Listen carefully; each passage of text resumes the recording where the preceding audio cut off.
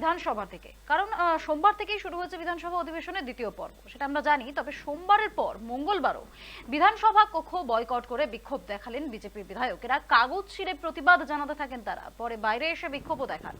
BJP বিধায়কদের বিক্ষোভকে কেন্দ্র করে সোমবারই বিধানসভা চত্বরে অপ্রীতিকর পরিস্থিতি তৈরি হয়েছিল, যে কারণে এদিন সকাল থেকেই বিধানসভা চত্বরে পুলিশি নজরদারি ছিল চোখে পড়ার মতো। এদিনের বিক্ষোভের কারণ ঠিক কি? স্থানীয় ধর্মীয় স্থান রক্ষা করার জন্য সংবিধানে উল্লেখ করা হলেও বাংলায় তা বারবার লঙ্ঘিত হচ্ছে, এই অভিযোগে এদিন বিধানসভায় মুলতবি প্রস্তাব আনে বিজেপি বিধায়কেরা। প্রতিবাদ জানান শাসক দলের বিধায়কেরাও। অধ্যক্ষ বিজেপির প্রস্তাব খারিজ করে দেন। এরপরেই শুরু হয় বিক্ষোভ। পদ্মশিবিরের বিধায়কেরা দাবি করেন বিষয়টি বিধানসভার রেকর্ডে অন্তর্ভুক্ত করতে হবে। তাতে রাজি হননি স্পিকার। এরপরেই ওয়ালে নেমে কাগজ ছিঁড়ে বিধানসভা কক্ষ ত্যাগ করেন বিজেপি বিধায়কেরা। এদিকে স্পিকার জানিয়ে দেন, এখন থেকে বিধানসভা কক্ষে বিজেপি বিধায়কদের কোনো সরকারি কাগজ দেওয়া হবে না। পাল্টা হিসেবে বিরোধী দলনেতা শুভেন্দু অধিকারী জানান, রাজ্যের সিদ্ধান্তের প্রতিবাদ জানাতে এবার থেকে বিজেপি বিধায়কেরা পকেটে করে কাগজ নিয়ে বিধানসভায় ঢুকবেন। প্রয়োজন পড়লে সেই কাগজ পকেট থেকে বের করে ছিঁড়ে বিক্ষোভও দেখানো হবে। শুভেন্দুর আরো অভিযোগ, যেভাবে বিধানসভা কক্ষের ভেতরে বিরোধীদের কণ্ঠরোধ করা হচ্ছে, বাইরে যাদবপুরের সব বিভিন্ন জায়গায় শাসক সন্ত্রাস চালাচ্ছে, তার প্রতিবাদে বুধবার বিধানসভার সামনে আরো বড় আকারে বিক্ষোভ সংগঠিত করবেন বিজেপি বিধায়কেরা।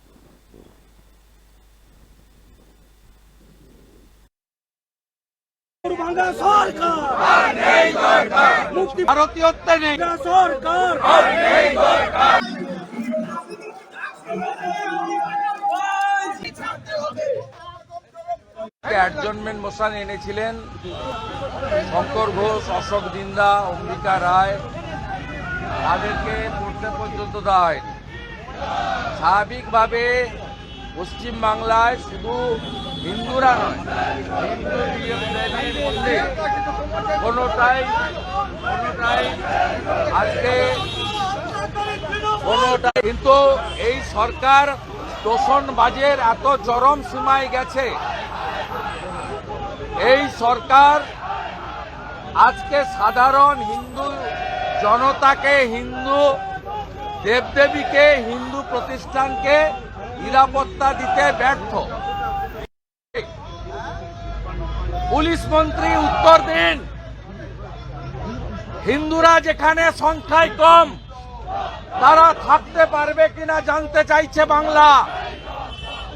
উলবেড়িয়াতে ভারত জেতার জন্য একটি ক্লাব আতশবাজি ফাটিয়ে তার স্পিকার বিধানসভার ভিতরে আমাদের মুলতবি প্রস্তাব, বক্তব্য, আলোচনা, আমাদের কথা রেকর্ড করাতে দেবে না।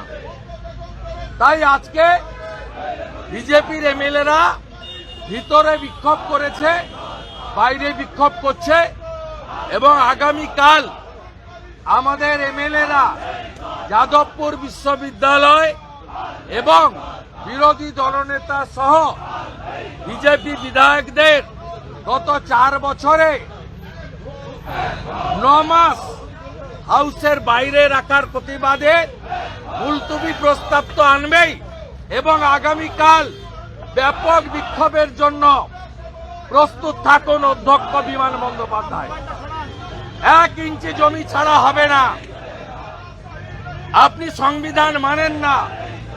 আপনার আমলে 11 সাল থেকে আজ অব্দি 56 জনকে দল বদল করিয়েছেন। 11 সাল থেকে BJP, CPM, Congress, RSP, forward block কাউকে বাদ দেননি। আপনি 10th শিডিউল মানেন না। Rarest of the rarest speaker, যে স্পিকার বাবা সাহেব আম্বেদকরের সংবিধান মানে না, তার কাগজ আমাদের লাগবে না। আমরা পকেটে কাগজ নিয়ে যাব, কাগজ ছিঁড়ব আর ওই স্পিকারকে দিয়ে আসবো। প্রত্যেক দিন 1 দিস্তা করে কাগজ বিজেপি নিয়ে যাবে, ওকে দিয়ে আসবো কাগজ, ওর কাগজ লাগবে। 25 মার্চ দিন রেখেছে। 25 মার্চের পরে এই স্পিকারকেও সুপ্রিম কোর্টে নিয়ে যাবে বিজেপি। 25 মার্চের পরে বিমান ব্যানার্জিকেও আমরা নিয়ে যাব। আগামী 19 তারিখে বেলা 2টায় বিজেপি এমএলএরা বারুইপুর শহরে স্পিকারের নির্বাচন কেন্দ্রে কালো ব্যাজ পরে সংসদীয় ব্যবস্থা, সংবিধান, বিধানসভায় বিরোধীদের কণ্ঠরোধের প্রতিবাদ হবে বিমান ব্যানার্জির। ওনারা ভারতীয়ত্বে নেই, সংকীর্ণ রাজনীতি, হীনমন্যতায় ভুগছে। মুসলমান ভোটে জেতেন বড় বড় কথা, আপনাকে হারাবো, বিমান ব্যানার্জিকে হারাবো, ভবানীপুরে মমতাকে হারাবো, আর বারুইপুরে বিমান ব্যানার্জিকে হারাবো, যার একটা চোখ বন্ধ। শুতেও বলেছি যে যাদবপুর বিশ্ববিদ্যালয়কে অ্যান্টি ন্যাশনাল হাব তৈরি করেছে। আমি 23 সালে ইনজোর্ড হয়েছি, অ্যাটাক হয়েছি আরএসএফ এর দ্বারা। তারা ডাইরেক্ট বলেছে আমরা মাওবাদী। 3 জনকে অ্যারেস্ট করেছে, রাত্রি 11টায় ওদের ছেড়ে দেওয়া হয়েছে পুলিশ মন্ত্রীর নির্দেশে। উল্টে যাদবপুরের ওসি আমার বিরুদ্ধে মামলা করার জন্য হাইকোর্টে গেছে, যে মামলা এখনো পেন্ডিং। রাজ্য প্রশাসন তৎপর হচ্ছে না কেন দাদা এদের বিরুদ্ধে অ্যাকশন নিতে? এরা ভোটের সময় বলে নো ভোট টু মোদিজি। মুসলমান এমএলএ জিতে আসবে, বিজেপি সরকারে আসবে, ট্যাঙ্কলা করে তুলে রাস্তায় ফেলবো, এই রাস্তায় ফেলবো, এই রাস্তায় ফেলবো, 10 মাস পরে এই রাস্তায় ফেলবো। শুনুন, তৃণমূল কংগ্রেস বলছে আপনাদের আরো অনেক বিধায়ককে তারা নিয়ে নেবে। ওই বাইরে বলবে তৃণমূল, ভিতরে বিজেপি, তো আমরা সত্য।